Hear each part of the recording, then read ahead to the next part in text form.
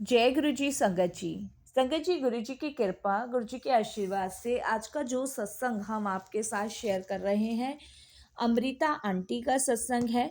ये सत्संग हमें बेंगलोर से प्राप्त हुआ है, मेल के माध्यम से। बहुत ही प्यारा सत्संग है, ब्लेसिंगफुल सत्संग है। तो मेरी विनती है सभी गुरु परिवार से कि आप सत्संग को बड़ी श्रद्धा ध्यान पूर्वक सुनिएगा और गुरु जी का शुक्राना कीजिएगा। संगत जी, सत्संग के माध्यम से अनेकों सारे सवालों के जवाब, अनेकों दुख दर्द कष्ट दूर होते हैं। और उससे भी बड़ी बात है साथ संगत जी, हमें गुरुजी महाराज की ब्लेसिंग्स प्राप्त होती है। गुरुजी महाराज कहते हैं कि सत्संग सुनने वाले का भी कल्याण और सत्संग करने वाले का भी कल्याण, इससे दोनों का ही साथ संगत जी कल्याण होता है। इसीलिए हमें सत्संग को बीच में बिल्कुल भी नहीं छोड़ना है।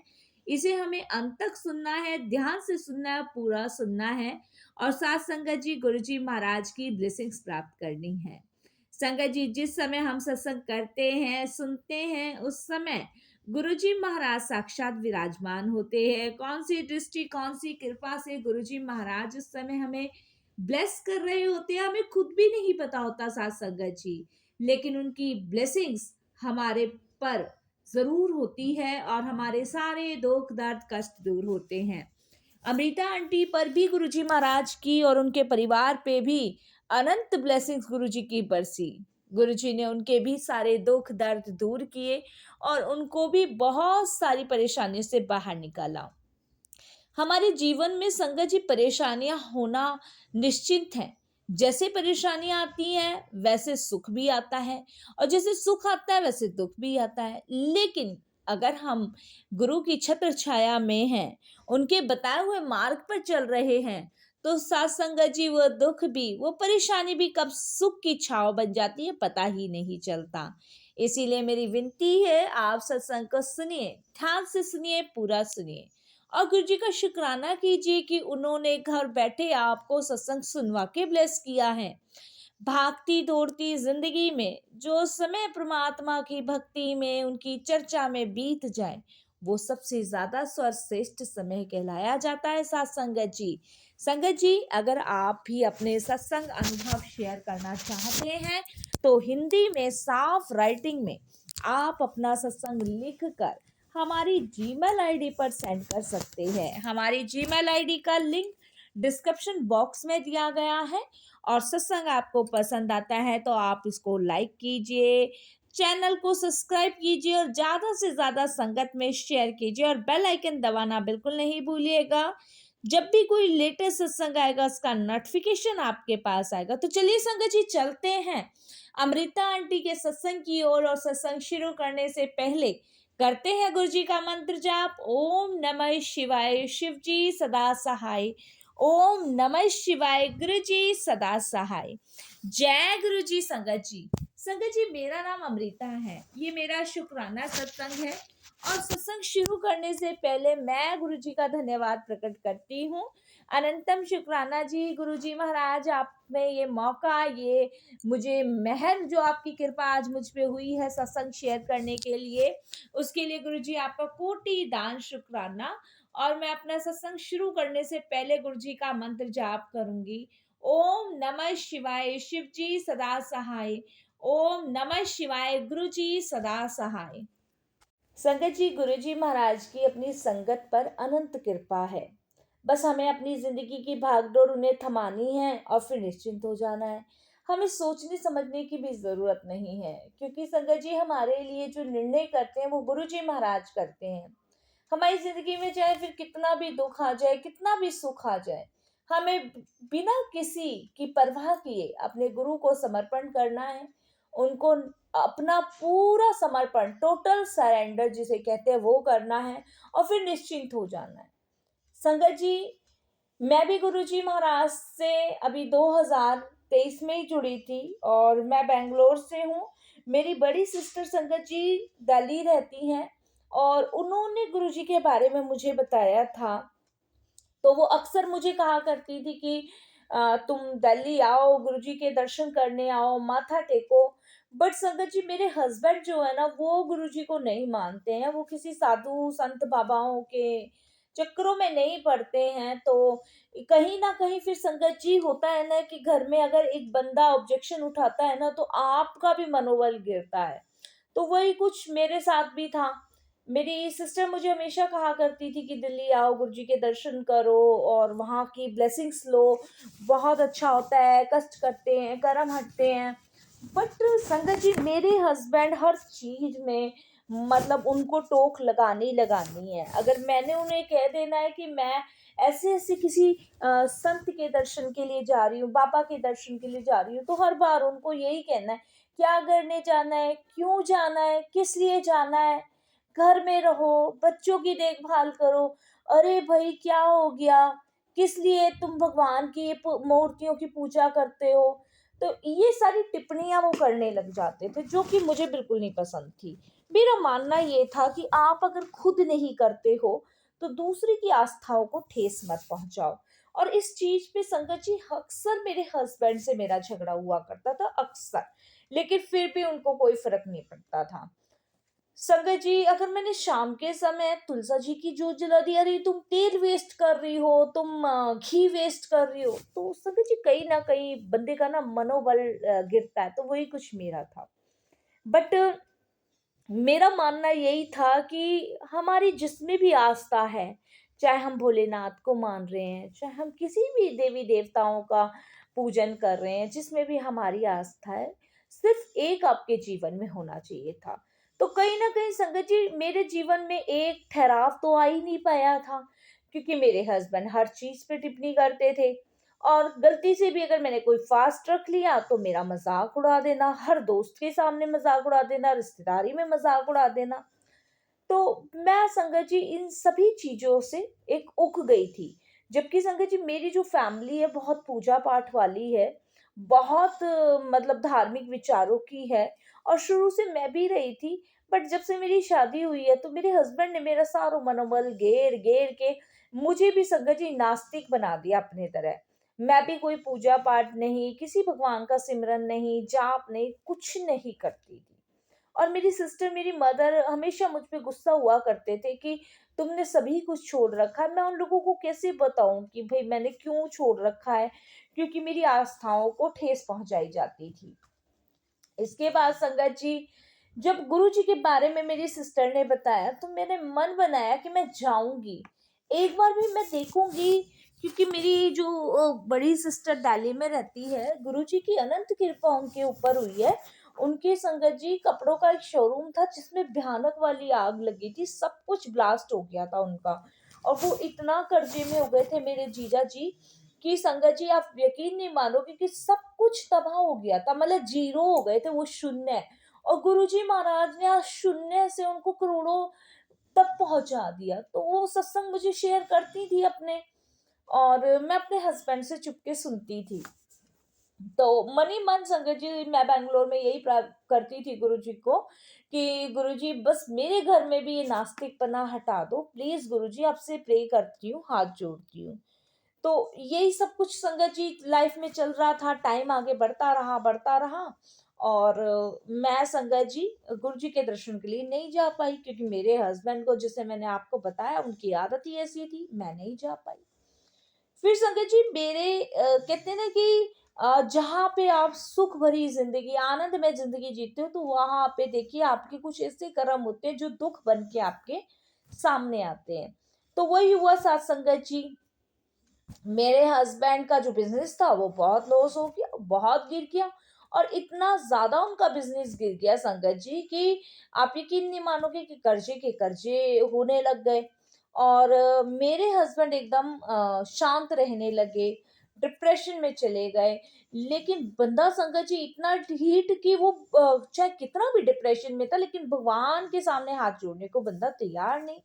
और मैं उनको बोलती थी, मैंने कहा हम इस मंदिर चलते हैं, इस गुरुद्वारे चलते हैं, चलो जो दीदी बुला रही है मंदिर में, बड़े मंदिर, वहां चलते हैं। बट नहीं, मतलब वो होता है ना एक ईगो टाइप का, तो वो बहुत ज्यादा था इनके अंदर। और देखिए वो अक्सर यही कहते थे, मुझे कहीं नहीं जाना, मुझे अपनी मेहनत पे भरोसा है, मैं आगे फिर बढ़ूंगा फिर बढ़ूंगा। लेकिन संगत जी नहीं, वो और डाउन होते गए, और डाउन पे डाउन होते गए। और एक टाइम संगत जी ऐसा हुआ कि कर्जदार इतने फैल गए, इतने कर्जदार हो गए कि उन्होंने संगत जी फ़ोन पे ले, घर पे ले, और जहाँ मेरे हस्बैंड जाएँ, जहाँ मैं जाऊँ, वहीं कर्जदारों का आना-जाना लग जाए। राह चलते टोकना, रिश्तेदारों से भी ले रखा था कर्जा, वो बैंक का लोन, जिस घर में बैंगलोर के रहते थे, वो भी जाने की नौबत आ गई और मेरे हस्बैंड ने संगत जी सुसाइड करने की सोच ली। इन्होंने संगत जी ज़हर खा लिया। ज़हर खाने के बाद संगत जी अ, जब मुझे ये पता चला, मेरे हस्बैंड, मुझे लगा सो रहे हैं और ये सो नहीं रहे थे और संगत जी इन्होंने ज़हर खा के ये सो गए। अब संगत जी मैं 11 बज गए, मैंने कहा आज ये उठे नहीं, क्या हुआ? मैंने इनको जगाया बट ये नहीं उठी। मैं एकदम से घबराई और मैंने अपने बेटे अतुल अतुल को आवाज़ दी, उसको मैंने बोला, मैंने कहा देख पापा को क्या हो गया? और संगत जी फटाफट से हमने डॉक्टर को बुलाया और डॉक्टर जो थे संगत जी हमारे नेबर ही थे, पास में ही रहते थे। उनको कॉल किया, वो आए, जब देखा तो उन्होंने कहा कि भाभी जी इन्हें तो हॉस्पिटल एडमिट करो। हमने हॉस्पिटल एडमिट किया साथ संगत जी। वहाँ पे डॉक्टर ने संगत जी हमें बोला कि इन्होंने तो ऐसे-ऐसे ज़हर खा रखा है, क्यों, किस रीज़न? अब संगत जी वो तो शुक्र था कि भई वो जो नेवर थे वो डॉक्टर थे तो ये बात संभल गई, नहीं तो वो तो पुलिस केस बना रहे थे। अब संगत जी सभी रिश्तेदारी में पता चली, सब में पता चली, मेरी सिस्टर को पता चली और सभी लोग हमारे घर पे आए। सब लोगों ने मेरे हस्बैंड को बहुत समझाया और उसके बाद संगत जी ये ठीक-ठाक होके घर आए, 2-1 दिन में हॉस्पिटल से घर आए और उसके बाद मेरी बड़ी दीदी और बड़े जीजा जी ने मेरे हस्बैंड को बोला कि भई तुम एक बार दिल्ली आओ तो सही।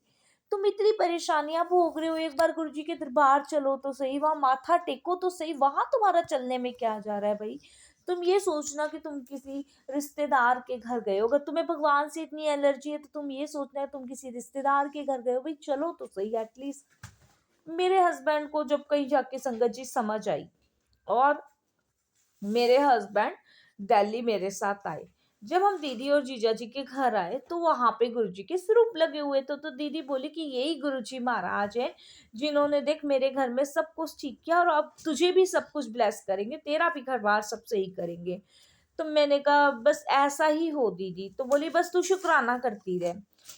और मेरे हस्बैंड का तो मुँह ही सीधा नहीं था दीदी और जीजा जी के घर जाने पे। वो तो गुरुजी को देख के कहते ओहो कैसे रंगीन चोले में और कैसे ये वो। तो मेरे हस्बैंड तो संगत जी ऐसी टिप्पणी वहाँ कसने लग गए। बट ठीक है, मैंने अपनी दीदी और जीजा जी को कहा कि ऐसे कुछ कह रहे हैं, मुझे अच्छा नहीं लग रहा। तो दीदी और जीजा जी मेरे यही कहने लगे कि अमृता तू टेंशन मत ले, गुरुजी है ना, गुरुजी अपने आप सँभालेंगे, वो सुन रहे हैं ना। और बंदा देखो मैला भी होता है अंदर से और कसकसा भी होता है, तो गुरुजी भांडे की तरह उसको साफ करते हैं अंदर से। तभी गुरुजी महाराज जो है ना अपने से जोड़ते हैं। तो अभी मैल है और इसके अंदर का मैल साफ होगा ना तो ये ऑटोमेटिक गुरुजी से जुड़ेगा। तो सात संगत जी मैंने कहा ठीक है। तो दीदी जीजा जी को बुरा नहीं लगता था गुरुजी के बारे में, पर मेरे को संगत जी सुन के बहुत बुरा लगता था। उसके बाद संगत जी बड़े मंदिर का जाने का हमारा वो हुआ और हम लोग नेक्स्ट डे रेडी हुए। शाम को मंदिर खुलता था। मेरे हस्बैंड कहते ये कैसा मंदिर है जो शाम को खुलता है, दिन में सारे मंदिर खुलते हैं, ये कैसा मंदिर है वो। मैंने कहा आप चलो तो सही पहले, आप देखो वहां जाके। तो संगत जी हम लोग वहां पहुंचे। पहुंचने के बाद मेरे हस्बैंड तो देखते ही रह गए और वहाँ पे बहुत सफाई थी। कोई 1 रुपए का फ्लावर्स नहीं चढ़ा, कोई फूल, कोई माला, कोई वो नहीं, कुछ भी नहीं चढ़ा, 1 रुपया भी नहीं चढ़ा। और उसके बाद अंदर गए, वहाँ संगत जी मंत्र जाप चल रहा था और लंगर हो रहा था, तो पहले अंदर गए, माथा टेका और माथा टेका तो मेरे हस्बैंड के पसीने छूटने लग गए वहाँ पे। जबकि संगत जी देखिए पहला बार ऐसा मैंने देखा कि उनकी आँखों से आँसू निकलने लगे। मैं थोड़ा-सा घबरा गई, परेशान हो गई। मैंने कहा इन्हें क्या हो गया? कहीं ऐसा तो नहीं है कि भई फिर से दवाई का असर हो गया जो इन्होंने खाई थी? तो मैं अपनी सिस्टर को इशारे में कहने लगी तो वो कह रही है तू चुप रह। तो शायद मेरी दीदी जानती थी, मैं नहीं जानती थी। और फिर माथा टेका बाहर आए और बाहर आने के बाद मैं अपने हस्बैंड से पूछने लगी, मैंने कहा आप रो क्यों रहे थे और आपको इतने पसीने क्यों आ रहे थे? तो वो कहते हैं कि कुछ नहीं, और उन्होंने मुझे बताया नहीं। तो मैंने कहा दीदी पहली बार ही ऐसा कुछ देखा है इन्हें तो मैंने। और तो मेरी दीदी एकदम से कहती है कि देख मैंने कहा था ना, गुरुजी के दरबार जो भी आता है ना उसके आंसू रुकने से नहीं रुकते, और देख कैसे गुरुजी ने इसको जोड़ा होगा, अब ये तो यही बताएगा। तो मेरे हस्बैंड छोटे हैं, तो मेरी दीदी जो है उनको तू ता करके ही बोलती है, साथ संगत जी। तो उसके बाद संगत जी हम लोगों ने दर्शन किया। तीसरे दिन हमें वापस जाना था बैंगलोर। तो मेरे हस्बैंड कहते हैं कि अमृता अभी हम ना कुछ दिन और रुकेंगे और गुरु जी के दरबार चलेंगे। तो मैं बड़ी शॉक हो गई, मैंने कहा ये कैसे हुआ। तो मतलब मेरे हस्बैंड ना खिंचाव हो गया गुरु जी की तरफ, एक खिंचाव जिसे कहते हैं। और उसके बाद तो संगत जी आप यकीन नहीं करेंगे, ऐसे मेरे हस्बैंड गुरुजी से जुड़ते चले गए, जुड़ते चले गए। और ये लगा लीजिए संगत जी कि अब वो गुरुजी के बिना रह नहीं सकते। अब सुबह शाम वो गुरुजी से बातें करते हैं। और कब इतनी सारी जो हमारी लाइफ में परेशानियां आई थी, मेरे हस्बैंड के लाइफ में आई थी, वो चलती चली गई, खत्म होती चली गई। कैसे कैसे गुरुजी ने खत्म करी वो गुरुजी जाने। और उसके बाद संगत जी गुरुजी का स्वरूप मेरे हस्बैंड लेकर आए घर में।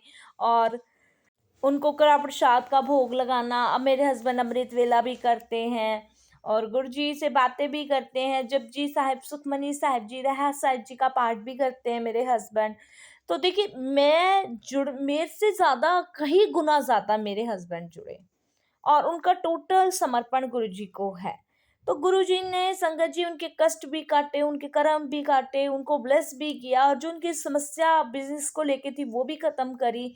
और मेरे हस्बैंड को गुरुजी ने कितनी बार ड्रीम दर्शन दिया, बताया कि वो कौन है। और जो फर्स्ट टाइम गुरुजी को देख के मेरे हस्बैंड रोए थे, तो मेरे हस्बैंड ने बताया कि मुझे गुरुजी के अंदर साक्षात शिव रूप दिखे। तो ऐसे हमारे गुरुजी महाराज है सात संगत जी, जो गुरुजी इन परेशानियों को दूर करते हैं, कष्टों को दूर करते हैं। बस हमें शुक्राना करना चाहिए, बस शुक्राना शुक्राना शुक्राना। और संगत जी गुरुजी से ऐसी लगन मेरी मेरे हस्बैंड की लगी कि अब ये लगा लीजिए जब भी गुरुजी का बुलावा आता है हम बड़े मंदिर जाते हैं, माथा टेकते हैं, गुरुजी का लंगर करते हैं। हमारे साथ साथ गुरुजी महाराज ने हमारी फैमिली को भी ब्लेस कर रखा है। तो शुक्राना गुरुजी, ये मौका आपने दिया सत्संग शेयर करने का, उसके लिए शुक्राना आपका। यही एक छोटा सा सत्संग था संगत जी जो मैंने शेयर किया। बाकी गुरु जी की आज्ञा होगी तो मैं अगला सत्संग फिर बहुत जल्द शेयर करूंगी। ओम नमः शिवाय। शिव जी सदा सहाय। ओम नमः शिवाय। गुरु जी सदा सहाय। जय गुरु जी। शुक्राना गुरु जी।